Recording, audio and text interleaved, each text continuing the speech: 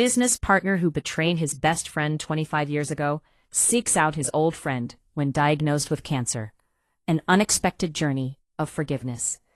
Michael Harrison and James Carter were 32 years old in 1998, two best friends who were like brothers. They had been inseparable since university and founded Harrison Carter Technology together. Michael was the creative genius, James the business mind. That night, Michael discovered James had committed the ultimate betrayal. He had secretly transferred 80% of the company to himself, removing Michael from the partnership. "How could you do this?" Michael asked, seeing the signed documents. "Business is business, Michael," James said coldly. "You're a dreamer, I'm a realist. Doesn't our 25-year friendship mean anything? Not anymore." That night Michael lost both his closest friend and the company he had built.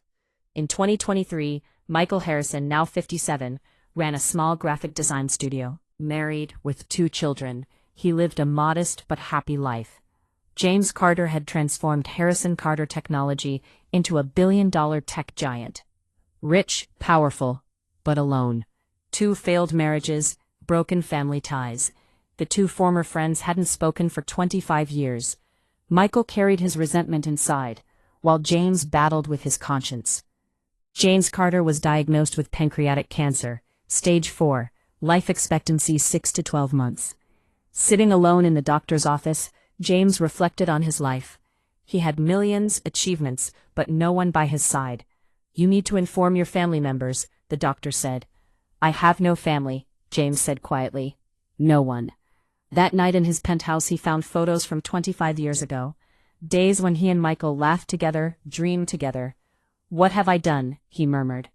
James hired private investigators to learn what Michael was doing. His small studio, his family, his modest life.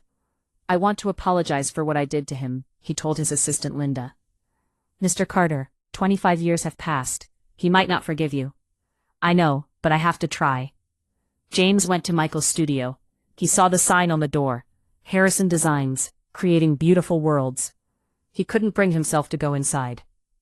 A week later, James came back. This time he went inside. Michael was working at his computer when he looked up. Seeing James after 25 years, he froze. "Hello, Michael. Are you, James?" The 2 men stood facing each other. The marks of time were evident. James's hair had turned gray. Lines had formed on Michael's face. "Can we talk?" James said. Michael's heart filled with anger. After 25 years, Michael took James to his small office. Tension filled the air. "What do you want?" Michael asked. "I want to apologize." "An apology after 25 years? It's too late, James." James revealed his cancer diagnosis. Michael's expression changed. "I didn't know. When I learned, I realized what the most important thing in my life was. Your friendship." "Friendship?" Michael's voice rose. "You betrayed me." "I've lived with this anger for 25 years, Michael said. "You were my closest friend, my brother." "I know." "No, you don't. Half of every night, every dream, every plan in that company was mine. You stole it all." James hung his head. "You're right. Sarah was my fiancée. She chose you too because you were successful. I was left with nothing." James was shocked.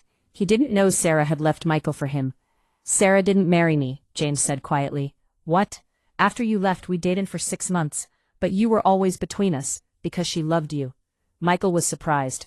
"Sarah thought you hated her. I acted like I did too, but the truth is, I wasn't worthy of her, because I was low enough to betray you." Michael's anger began to subside.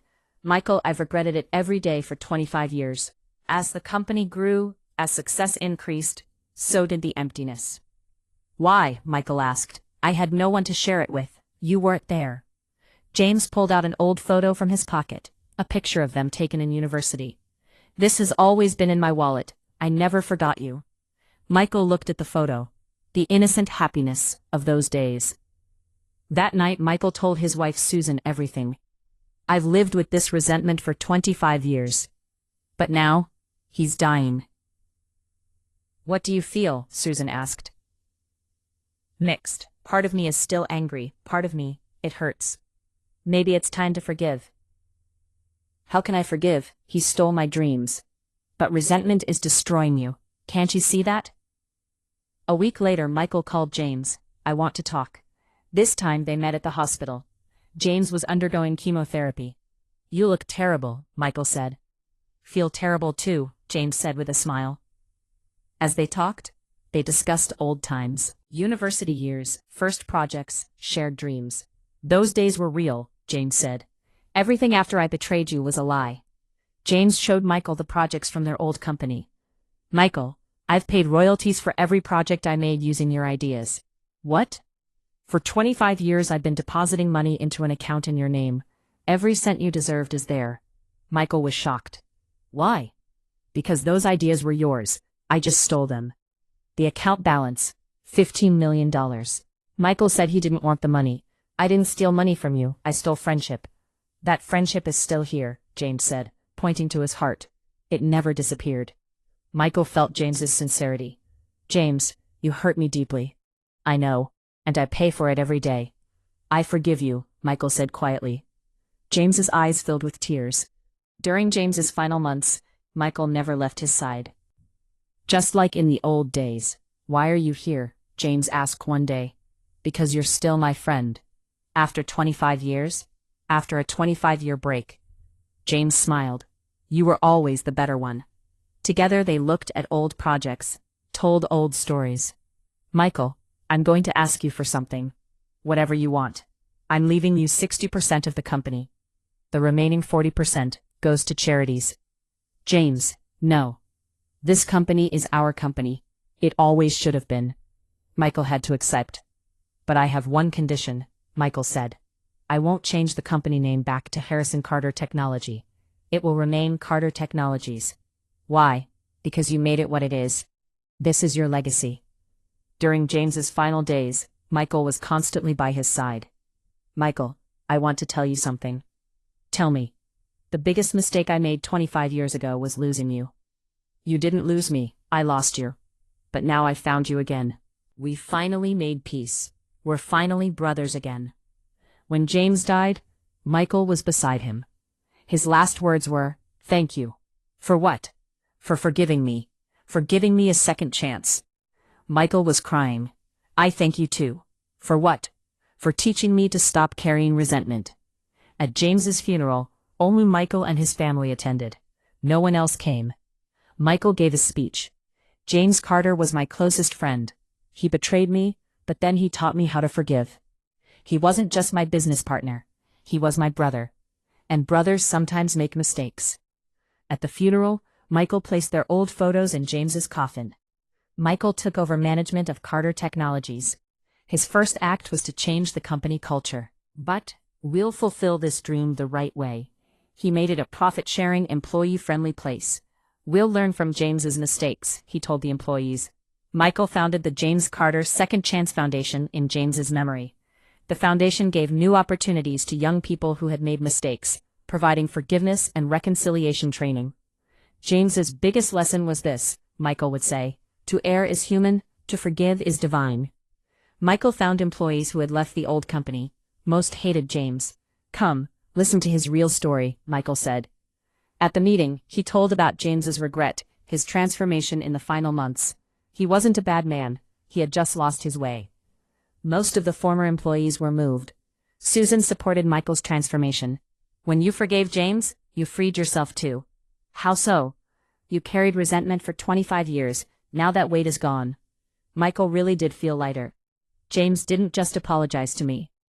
He taught me how to forgive." Michael's son David heard his father's story. "Dad, how did you forgive Uncle James?" "Because resentment hurts us more than it hurts the person who wronged us." "I understand. You forgave to be strong." "No, son, I forgave to be happy." David would use this lesson in his life. 5 years after James's death, Carter Technologies had become a larger and more ethical company. Michael visited James's grave every year. "James, the company is doing great. You would be proud." The gravestone read, "James Carter. Made mistakes, was forgiven, found peace. You taught me the power of forgiveness," Michael said. 10 years later, Michael wrote a book about James's story, Betrayal and Forgiveness, A Tale of Two Friends. The book became a bestseller. Thousands of people shared their own stories of betrayal. "Forgiving is not weakness, it's strength," Michael would say in his talks. 15 years later, when Michael reached 72, he sat at James's grave. James, my grandson was born today. I'm thinking of naming him after you. You gave me the greatest lesson. True friendship begins after mistakes. Michael stood up, looked at the grave one last time. Thank you, my friend, for teaching me how to forgive. That day Michael had truly forgiven James. Not just with words, but with his heart. He had found peace through Michael's forgiveness. Betrayal had separated them, but forgiveness had united them forever. Michael Harrison and James Carter's story proved that the deepest wounds could become the strongest friendships. Because true friendship was not about perfection, but about forgiving imperfections. This was the great secret two men discovered when facing death. Forgiveness benefits the forgiver more than the forgiven. James Carter had died, but his friendship lived on. In Michael's heart, in the foundation, in the company he built. And this stood above all enmities. Love always won.